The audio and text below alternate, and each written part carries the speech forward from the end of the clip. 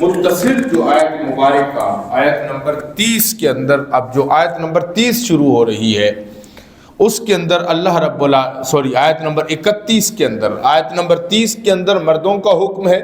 اب جو آیت نمبر 31 شروع ہو رہی ہے اس کے اندر اللہ رب العالمین نے ایمان والی عورتوں کو حکم ارشاد فرمایا ہے. تو ارشاد فرمایا وَقُلْ لِلْمُؤْمِنَاتِ، اے محبوب صلی اللہ علیہ وسلم ایمان والی عورتوں کو بھی حکم ارشاد فرما دیں یغضضن من ابصارہن، کہ وہ اپنی نگاہوں کو نیچا رکھا کریں، اپنی نگاہوں کو نیچا رکھا کریں، نیچے رکھا کریں. وَيَحْفَظْنَ فُرُوجَهُنْ، اور پھر وہ اپنی شرم گاہوں کی حفاظت کریں. انشاءاللہ اس پر آ کر ہم بات کرتے ہیں. اور آگے اب مردوں کے لیے صرف 2 احکام اللہ نے ارشاد فرمائے. پہلا حکم ارشاد فرمایا کہ اپنی نگاہیں نیچے رکھیں، وَيَحْفَظُوا فُرُوجَهُمْ، اور اپنی شرم گاہوں کی حفاظت کریں. یہ 2 احکام تھے، یہ 2 حکم تھے جو اللہ نے ارشاد فرمائے. اور عورتوں کی جب بات آئی تو بہت سارے احکامات اللہ نے ارشاد فرمائے. اس کی کچھ وجوہات ہیں، وہ آگے چل کر انشاءاللہ گفتگو کرتے ہیں. وَلَا يُبْدِينَ زِينَتَهُنْ، اپنی زیب و زینت کو، اپنے میک اپ کو، اپنے بناؤ سنگار کو، اپنی خوبصورتی کو، اپنے فیشن کو ظاہر نہ کریں، اپنی آرائش نہ کریں، اپنے بدن کی نمائش نہ کریں، اپنے جسموں کی نمائش نہ کریں، آرائش نہ کریں، یوں آوارہ ہو کر باہر نہ گھومتی رہیں. فرمایا وَلَا يُبْدِينَ زِينَتَهُنْ، اپنی زینتوں کو، اپنی آرائشوں کو ظاہر نہ کریں. اور فرمایا إِلَّا مَا ظَهَرَ مِنْهَا، ہاں وہ جس کا دکھانا بہت ضروری ہے. کیا مطلب؟ جس کو چھپایا نہیں جا سکتا، جس زینت کو غائب نہیں کیا جا سکتا، جو حصہ ظاہر رہنا ہی رہنا ہے. فرمایا اس کے علاوہ کوئی وہ خاص زیب و زینت نہ کریں. اور پھر اللہ رب العالمین نے ارشاد فرمایا کہ وَلْيَضْرِبْنَ بِخُمُرِهِنَّ عَلَى جُيُوبِهِنَّ، فرمایا وہ اپنے کپڑوں کو، اپنے سینوں پر، دوپٹوں کو، اپنی وہ جو چنری، وہ جو سر پہ دوپٹہ لیتی ہیں ان کو اپنے گریبانوں میں ڈال کے رکھیں. یہ قرآن کا حکم ہے، یہ قرآن کی باتیں عرض کر رہا ہوں. احباب ذی وقار، آگے احکامات موجود ہیں، لیکن میں چونکہ بات کو تاکہ ساتھ ساتھ جو بات میں بیان کر رہا ہوں اس کی سمجھ آ جانی چاہیے. اللہ رب العالمین نے پہلے مردوں کو حکم دیا، اور اس پر بھی پہلا جو حکم ہے وہ ہے یغضوا من ابصارہن، اپنی نگاہوں کو وہ نیچے رکھیں، اپنی نگاہوں کی حفاظت کریں. نبی کریم خاتم النبیین صلی اللہ علیہ وآلہ وصحبہ وسلم کا فرمان علی شان اس حوالے سے کچھ احادیث میں عرض کر دیتا ہوں. ارشادات نبوی صلی اللہ علیہ وسلم، کریم آقا علیہ الصلوۃ والسلام کا ارشاد گرامی ہے. فرمایا لوگو اگر تم مجھے 6 چیزوں کی گارنٹی دے دو، 6 چیزوں کی حفاظت کی گارنٹی دے دو، فرمایا میں محمد کریم تمہیں جنت کی گارنٹی عطا فرماتا ہوں. تم مجھے 6 چیزوں کی، 6 باتوں کی تم مجھے گارنٹی دے دو. کریم آقا علیہ السلام نے ارشاد فرمایا مجھ محمد کریم علیہ السلام سے جنت کی ضمانت لے لو، میں جنت کی ضمانت دیتا ہوں. آقا علیہ الصلوۃ والسلام کا ارشاد گرامی ہے، پہلی بات فرمایا جب بھی تم بات کرو کبھی جھوٹ نہ بولو. پہلی بات، جب بھی تم بات کرو کبھی جھوٹ نہ بولو. بات کے اندر بالکل جھوٹ کی آمیزش نہ ہو. یا ایھا الذین آمنوا اتقوا اللہ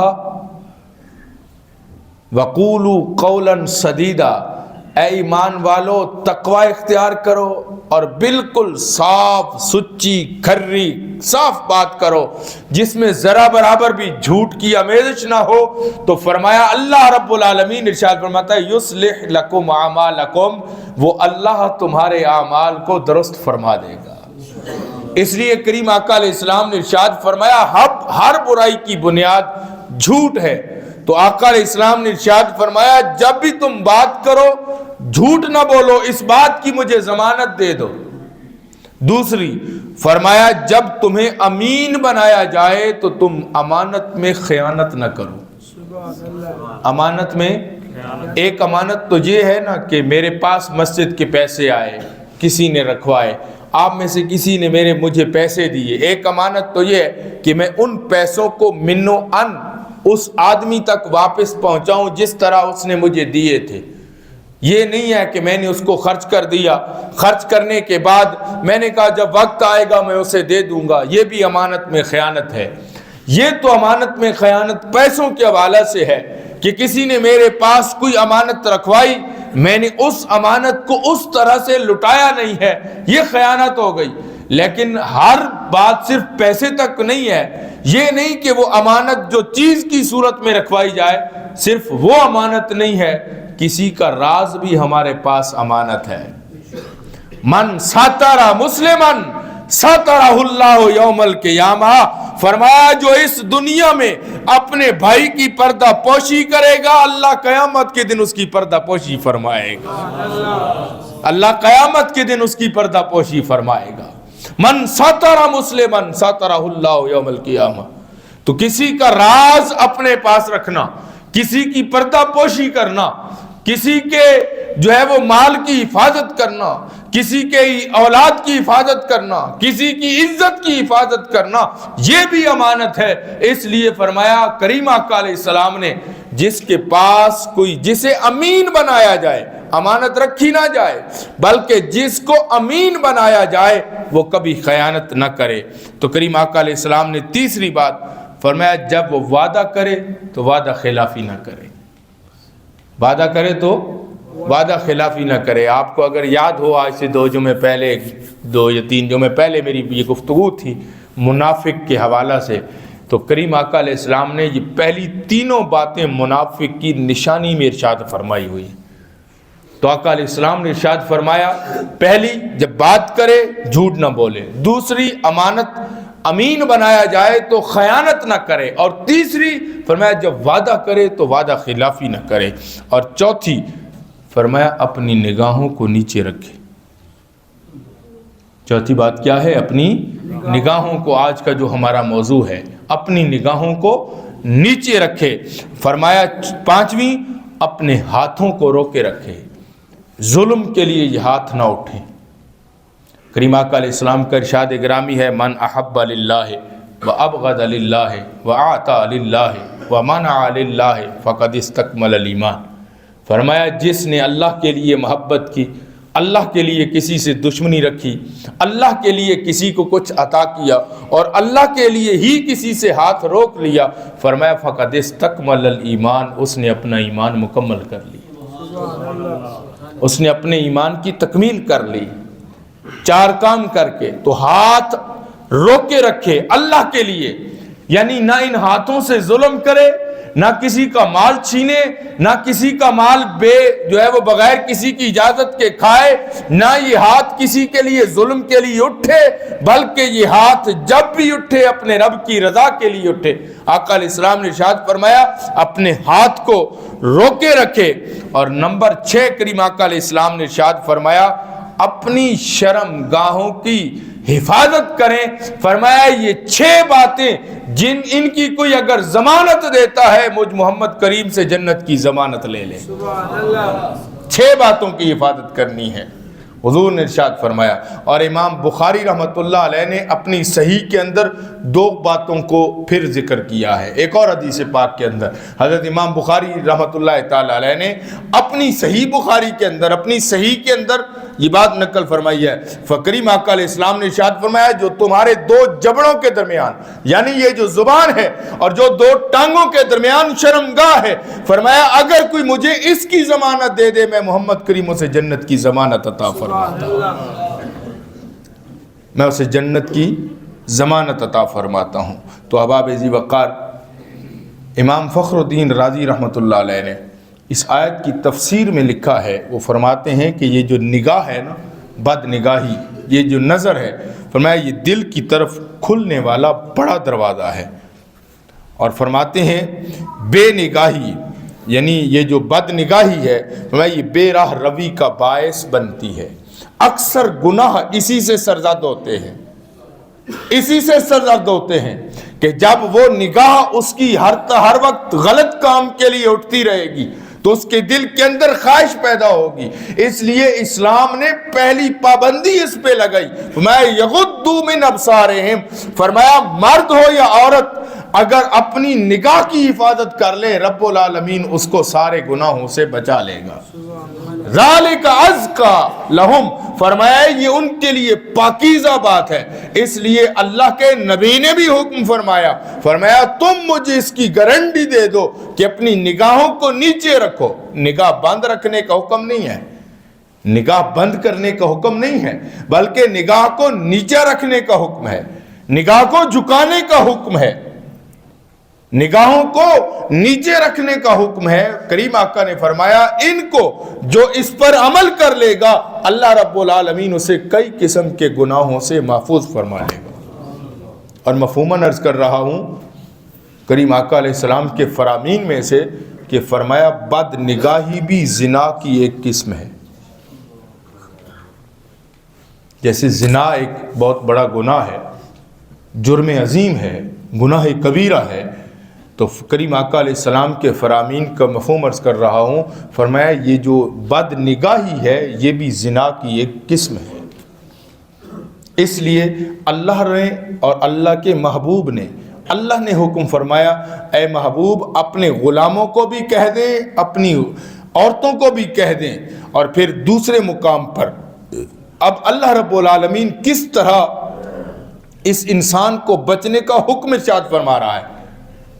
دوسری مقام سورۃ الاحزاب کے اندر اللہ رب العالمین نے ارشاد فرمایا یا ایھا النبی، یہ رکوع نمبر 4 ہے، یا ایھا النبی قل لازواجک وبناتک ونساء المؤمنین یدنین علیہن من جلابیبہن، اے محبوب صلی اللہ علیہ وسلم اپنی عورتوں کو، اپنی بیٹیوں کو، یہاں لفظ بنات استعمال ہوا ہے، اس کا مطلب یہ ہوا نص قطعی یہ ثابت کر رہی ہے کہ حضور نبی اکرم صلی اللہ علیہ وسلم کی فقط ایک بیٹی نہیں تھی، اللہ نے حضور کو اور بھی بیٹیاں عطا فرمائی تھیں۔ تو کریم آقا علیہ الصلوۃ والسلام کی صرف سیدہ کائنات سلام اللہ علیہا اکیلی بیٹی نہیں ہے، حضور کی اور بھی بیٹیاں ہیں۔ اس پر بات پھر کبھی ہوگی، ابھی چونکہ بات چل رہی ہے۔ فرمایا اے محبوب صلی اللہ علیہ وسلم اپنی بیویوں کو، اپنی بیٹیوں کو اور مومن مردوں کی عورتوں کو، مومن عورتوں کو حکم ارشاد فرما دیں۔ کیا فرمایا یدنین علیہن من جلابیبہن، اور اس پر یدنین علیہن کا مطلب جو علماء نے بیان کیا ہے، فرمایا وہ اپنا پورا جسم بھی ڈھانپ لیں، اپنا پورا جسم بھی ڈھانپ لیں اور اس کا ایک پلو اپنے چہروں پر بھی گرا لیں۔ اس آیت مبارکہ کی تشریح کے اندر مفسرین کرام نے ایک بڑی عجیب روایت لکھی ہے۔ حضرت ام المومنین عائشہ صدیقہ رضی اللہ تعالی عنہا، آپ کے پاس ایک عورت آئی اور اس نے باریک لباس پہنا ہوا تھا، باریک لباس پہنا ہوا تھا جس سے اس کا جسم نظر آ رہا تھا۔ حضرت ام المومنین عائشہ صدیقہ رضی اللہ تعالی عنہا نے اس کو فرمایا یا تو مومن عورت نہیں ہے کہ اس قسم کا لباس پہنا ہوا ہے۔ بات کو سمجھنا ہے ذرا، بڑی عام بات کہہ رہا ہوں۔ حضرت ام المومنین صدیقہ کائنات رضی اللہ تعالی عنہا نے فرمایا اے عورت یا تو مومن عورت نہیں ہے کہ اس لیے اس طرح کا لباس پہنا ہوا ہے یا پھر تو مومن ہے تو تجھے یہ لباس زیب نہیں دیتا ہے، تیرے لیے حرام ہے، اس لیے فرمایا جا یہ لباس بدل کے آ اور موٹا لباس پہن کے آ۔ اس کا مطلب یہ ہوا کہ مومن کی پہچان، مومن عورت کی یہ پہچان ہے کہ اس کا جسم، اس کی نمائش نہ ہو۔ اب ذرا اپنا تصور ہم کر لیں، ہم کس جگہ پر کھڑے ہیں، کس مقام پر کھڑے ہیں، ہماری کیفیت کیا ہے، ہمارے حالات کیا ہیں، ہم کس طرف جا رہے ہیں۔ اور قرآن نے اس کی بالکل پوری وضاحت فرما دی۔ قرآن مجید کے اندر اللہ رب العالمین نے فرمایا اے محبوب ان عورتوں کو حکم فرماؤ کہ یہ اپنے پلو اپنے چہروں پر جو گرا لیں، اس کی وجہ کیا ہے؟ فرمایا ذالک ادنی ان یعرفن، فرمایا اس لیے تاکہ ان کی پہچان ہو سکے۔ جب کریم آقا علیہ الصلوۃ والسلام مدینہ طیبہ تشریف لے گئے اور اس یثرب کی بستی کو کریم آقا علیہ السلام نے بقعہ نور بنایا، تو وہاں پر یہود و نصارہ کے اوباش لڑکوں کا یہ حال تھا کہ وہ رات کو چوراہوں میں کھڑے ہوتے، عورتیں رات کو رفع حاجت کے لیے باہر نکلتیں تو وہ ان کا پیچھا کرتے، کسی وادی میں، کسی گھاٹی میں، جھاڑیوں کے اندر چھپ جاتے۔ جب وہ عورت اکیلی ہوتی، چونکہ لڑکیاں ایک ساتھ نکلتی، جب وہ اکیلی ہوتی وہ اس کو ڈسٹرب کرتے، اس کو تنگ کرتے، اس کے ساتھ زیادتی کرنے کی کوشش کرتے۔ یہ حال ان اوباش بدمعاشوں کا تھا، اور جب ان کے بڑوں کے پاس ان کی شکایت آتی تو وہ لوگ یہ کہہ کر اس بات کو ٹال دیتے کہ یہ جوان ہیں، جوانی کے اندر یہ خرمستیاں کرتے ہیں، یہ خرمستیوں کی اجازت ہے، جوانی کے نشے میں دھوت ہیں۔ یہی کام جب آقا علیہ السلام مدینہ طیبہ تشریف لے گئے، مسلمان عورتیں بھی جب نکلتی تو وہ ڈسٹرب کرتے۔ جب حضور علیہ السلام کو معلوم ہوا، حضور نے بڑوں سے بات کی تو انہوں نے کہا جی ہمیں پہچان نہیں ہوتی، ہم سمجھتے نہیں، ہمیں سمجھ نہیں آئی یہ یہودی عورتیں ہیں، یہ مسلمان ہیں۔ رب العالمین نے یہ آیات نازل فرما دی، فرمایا محبوب اب یہ فرق بیان کر رہا ہوں، جس طرح مومن اور کافر کے درمیان فرق نماز کرتی ہے، اس طرح مومن عورت اور کافر عورت کے درمیان پردہ فرق ہے۔ اب ایمانداری سے بتائیں میں اور آپ کس مقام پر کھڑے ہیں؟ اگر ایک شخص جو نماز نہیں پڑھتا ہے، کریم آقا نے فرمایا فقد کفر، اس نے کافروں والا کام کیا ہے۔ میری ماں، میری بہن، میری بیٹی، میرے گھر کی عورت، میری بیوی، میری بچی، ہم سب کی بچیاں ایک جیسی ہیں، اگر اس کے سر پہ دوپٹہ نہیں ہے بتاؤ وہ مومن عورت کہلائی یا کافر عورت کہلائی؟ بس یہ ایک درد دل آپ کے ساتھ بیان کر رہا ہوں، بتاؤ اس کے لیے میں ہم کیا لفظ استعمال کریں گے؟